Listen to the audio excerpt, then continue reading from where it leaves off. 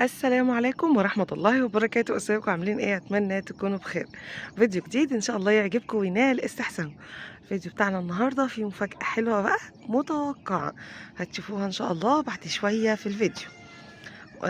برضو يعني ايه المفاجأة بتاعت النهاردة؟ ان الفرخة الهندي خلاص ان شاء الله هترقد، فتعالوا كده نوصلها البيت ونشوف هنعمل لها ايه ونظبط الدنيا. في حاجة كمان، أنا دخلت لقيت برضو حاجة غريبة زي اللي حصلت من يومين. الناس اللي متابعاني هتعرف ايه اللي حصل، فمش عارفة. بصوا الوز صوته خلاص يعني فضح الدنيا، فهنروح دلوقتي عشان نفتح عليه ونشوف الفيديو بتاعنا مخبي ايه. مش عارفة والله العظيم بجد، يعني ساعات بحس ان هما بيشغلوني وبيحيروني وبيجننوني، وساعات بحس ان في متعة كده، في دايما جديد في الدنيا يعني. ربنا يا رب ما يجعلناش من اللي بيألفوا النعمة ويكون حتى لو اليوم بيتكرر احنا حامدين وشاكرين عليه. تعالوا يلا نقول بسم الله ونبدأ يومنا. سامعين اللي انا سامعاه؟ بصوا انا جايه لهم جري، جبت لهم شويه برسيم اهم. هناخد ده نغيره الاول ميه. بسم الله الرحمن الرحيم. خلي الميه قبل كده بقى، عايزه انا اقفل عليهم هنا بيخرجوا اهو، بيخرجوا ما علمتهمش الادب انا. بسم الله.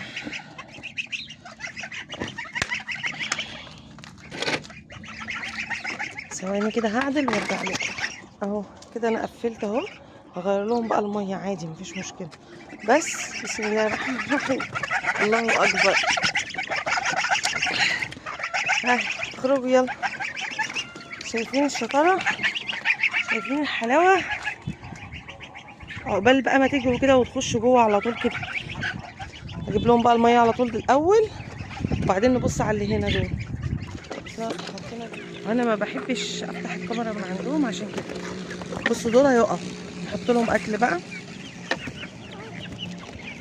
الكتكوت ده كان عيان جوه وانا جبته هنا، هما كده كده تعبانين. وده فرد، ده من الساسو. الله اكبر، بقى وزنهم حلو شويه. ماشي ده كان تعبان، هما كده كده دول تعبانين بياخدوا مضاد حيوي. هحط لهم دلوقتي في السقف. اللهم بارك. بس هما بيروحوا ياكلوهم، الله المستعان. انا مخلطه لهم برضو شويه دشيش يا جماعه. انا بحط حبه دشيش صغيرين، دول كمان جعانين وعطشانين كمان. بصوا اللهم بارك.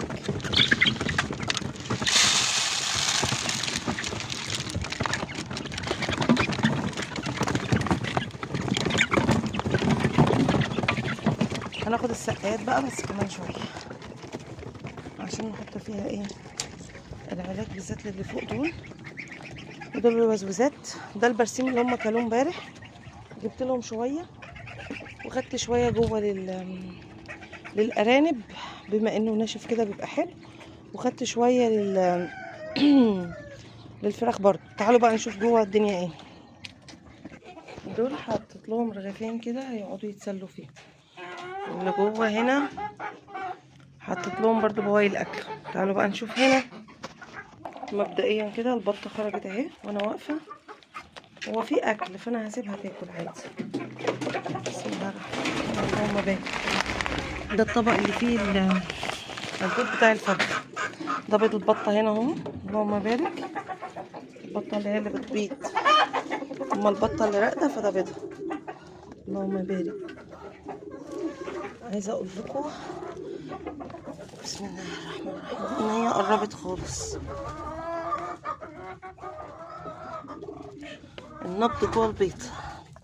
اللهم بارك. 3 هم 12 بيض. نسيبهم لها بقى. اللهم بارك. بصوا بقى، دي انا طلعت امبارح الصبح لقيتها كده طبيعي، طلعت بقى اخر النهار لقيتها برضو كده. يبقى كده هي ايه؟ رقدت. اللهم بارك. اهي بصوا مش عايزه تقوم. مغطيه البيضه اهي، اللهم بارك. والديك بتاعها بيساعدها. بس احنا هنعمل ايه؟ هنزود لها بس شويه. بسم الله الرحمن الرحيم. كل بس كل بصوا راقده ازاي، مش عايزه تقوم. هنزود لها بس شويه تبن ونعدل لها الفرشه اهي. اللهم بارك.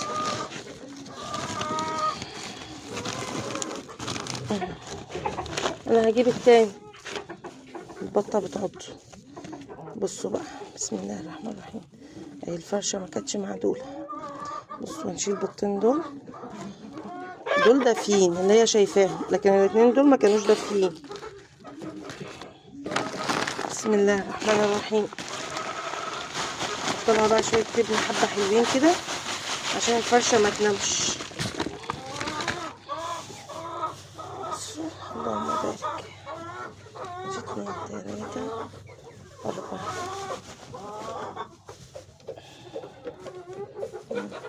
3 4 ماشي. وادي 5 6 5 6 دول كده اللي هي تعتبر كانت نايمه عليهم، واللي هم اللي موجودين تمام. دول بقى في منهم بيضتين بيض، دول اول بيضتين بتوع البطه اهم. 6 2 4 6 7 8 9 10 11. دول 11 بيضة. 11 بيض. دول كده معانا 11 بيضة اللي هم بتوعها اصلا. فالصراحة انا مش عارفة هيبقى فيهم تخصيب مش هيبقى فيهم الدنيا ايه، لان هي الفرخة برضو شمرت والديك كذلك شمرت. بس ان شاء الله باذن الله انا عشمي في ربنا ان يطلع فيهم تخصيب. انا كنت قايله لكم ان البطه المسكوفي طالما باضت انا هحط تحتها تحت الفرخه الهندي حتى لو 5 بيضات. وخاصة أنا مش ضامنة إن البطة المسكوفي تبيض، ولكن برضو أنا يعني بنسبة 70% متعشمة إن شاء الله إن هي تبيض، لإن أنا هاعمل لها كل الاحتياطات وأهمهم إن إحنا نسيب لها البيض بتاعها. فالبط المسكوفي عامةً إن شاء الله يعني بيدينا عدد بيض كويس. فأنا مش إيه مش يعني عارفة إن هو هيدينا إن شاء الله هتديني عدد بيض كويس، وبرضه مش هينفع إن أنا أضحي بكل البيض تحتها. فعايزة أجرب برضه إن أنا أحط حوالي 5 بيضات كده والّا حاجة هنا. وحتى لو طلع بيض قليل كده أصلًا ماما عندها بط راقد في نفس التوقيت مع الفرخة الهندي، لو كده ممكن أبقى أديهم لها، أو لو لقيتهم مش مستاهلين مثلًا ممكن آخد منها حبايتين، الله المستعان. فالدنيا هتتضبط إن شاء الله. البطة بقى البيضة دي البيض بتاعها ما شاء الله اللهم بارك قرب يطلع. مش عارفة برضه أنا هربيهم والّا هاديهم لماما. دي اللي هي البط بتاعها بيطلع رصاصي. ربنا يا رب يوسع علينا وعليكم ويرزقنا وإياكم الرزق الحلال الطيب المبارك. كنت باحاول إن أنا آخد بيضة أهو، في الآخر حطيت لها بعد ما حطيت لها 5 هتشوفوا دلوقتي معايا. آآ البطة بقى البيضة دي أصلًا أمها كانت رصاصي، وعايزة أقول لكم إن اللون الرصاصي سائد، سائد جدًا، اللهم بارك.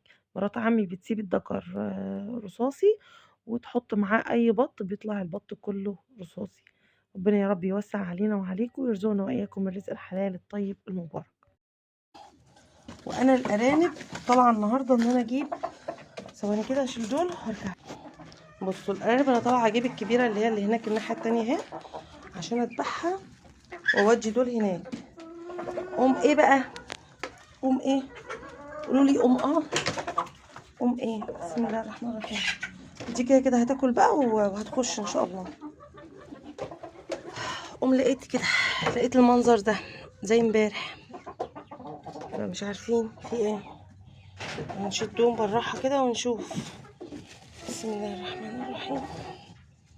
بسم الله. بصوا دي اللي جواها اهو، كانت تصدق تكون دي حامل. دي لو كده تبقى اول مرة.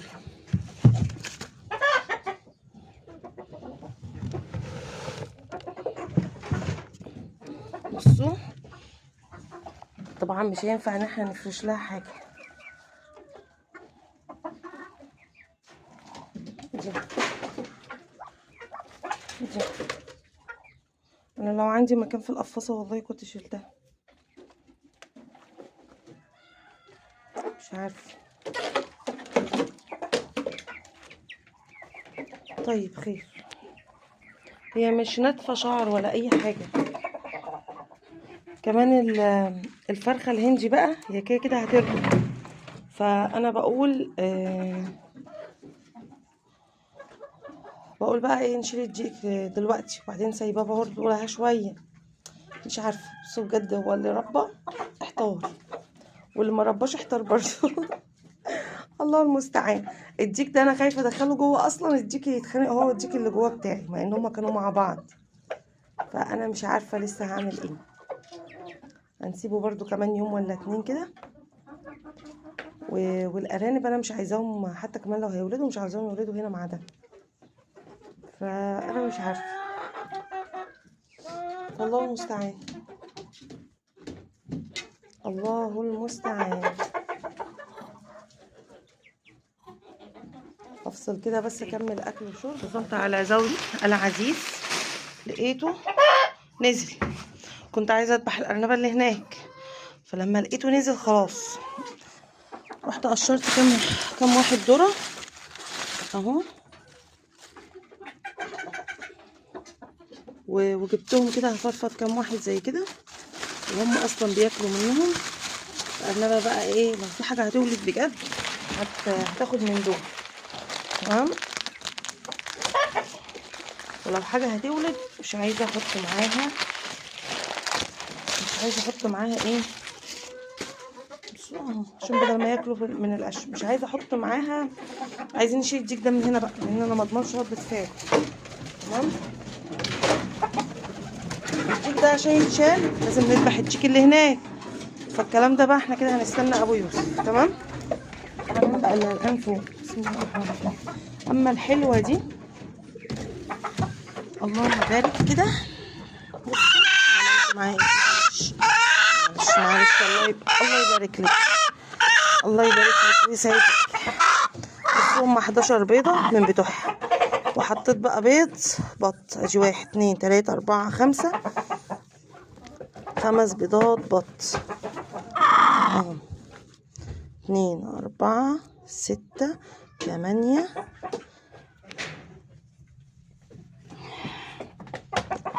4. اجي كده 5 و4 5 11، واجي 2 4 5 بيضات بط، ماشي. 5 وهم بتوعها اصلا 11، باجي كده 16، نخليهم 17 عشان انا بحب العدد الفردي.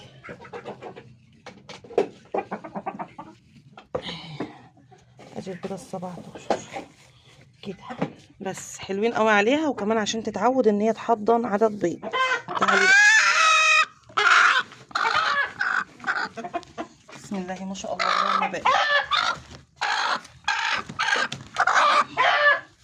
كانت رجلها شبكت، بقى دول 17 ودي رقدت، ونسجل لها التاريخ بقى من النهارده.